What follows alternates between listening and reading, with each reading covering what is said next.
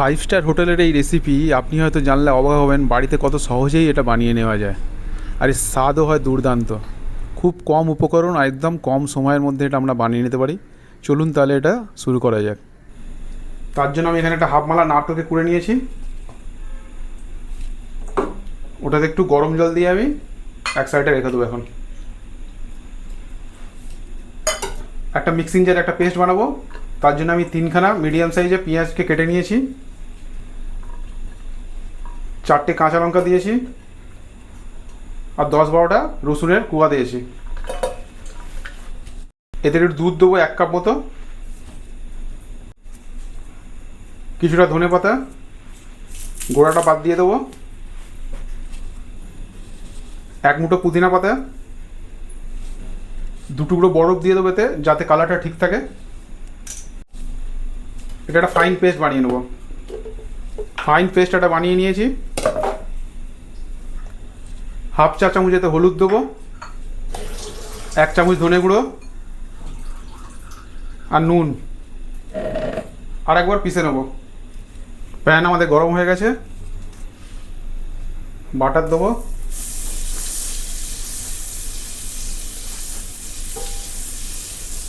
বাটারটা একটু গলে এসছে, যে মশলাটা বানিয়েছিলাম মিক্সারে দিয়ে দেবো।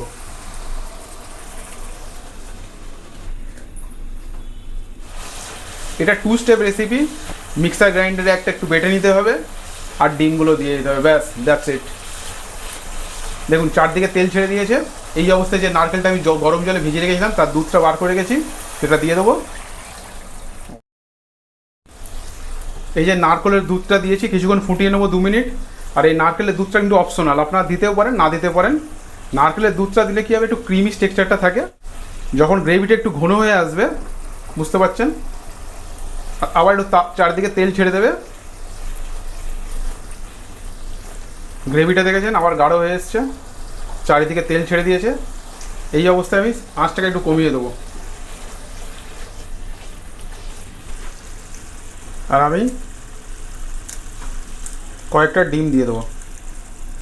ডিমের এই রেসিপিটি যদি আপনি একবার বাড়িতে বানান, আপনার বাড়ির লোক বারবার এটাই খেতে চাইবে। আর খুব সহজে এবং কম সময়ে এটা তৈরি হয়ে যায়, নির্ঝঞ্ঝাট একটা রেসিপি। আমি ডাইরেক্ট প্যানে দিচ্ছি, আপনারা যদি না পারেন একটা বাটিতে প্রথমে ফাটিয়ে নেবেন কুসুম সমেত আস্তে করে।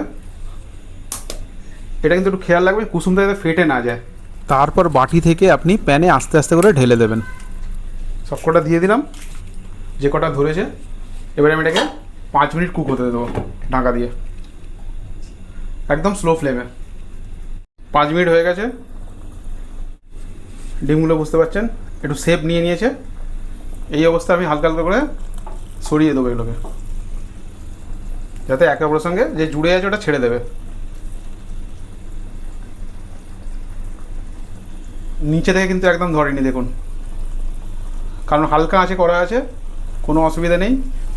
আরও 4 থেকে 5 মিনিট আমরা এটাকে ঢাকা দিয়ে কুক করে নেবো, যাতে গ্রেভিটা একটু কমে যায় আর ডিমটা একটু শক্ত হয়ে আসে। 5 মিনিট পর আমরা এসে গেছি। দেখুন জলটা মুড়ে গেছে, রেডি হয়ে গেছে আমাদের এগ কোরমা। বুঝতে পারছেন গ্রেভিটা তেল ছেড়ে দিয়েছে। আমরা গ্রেভিটা একটু উপরে উপরে দিয়ে দেবো। একদম পারফেক্ট আমাদের ডান হয়ে গেছে। জল পুরো মুড়ে গেছে, বুঝতে পারছেন। জলটা যতক্ষণ না মরছে ততক্ষণ একটু চালিয়ে রাখবো আমরা। দেখুন নিচে একদম ধরেনি, একদম রেডি। এই অবস্থা আমরা এটা বন্ধ করে দেবো, কারণ এগ কি কুক হতেই থাকে বন্ধ করার পরেও নিজের হিটে। আর ঢাকা দিয়ে রেখে দেবো। এটা সার্ভিংয়ের জন্য একদম রেডি। এই রেসিপি সম্পর্কে আপনাদের মূল্যবান মতামত কমেন্ট বক্সে জানাতে ভুলবেন না। ভালো থাকবেন, ভালো রাখবেন। নমস্কার, ধন্যবাদ।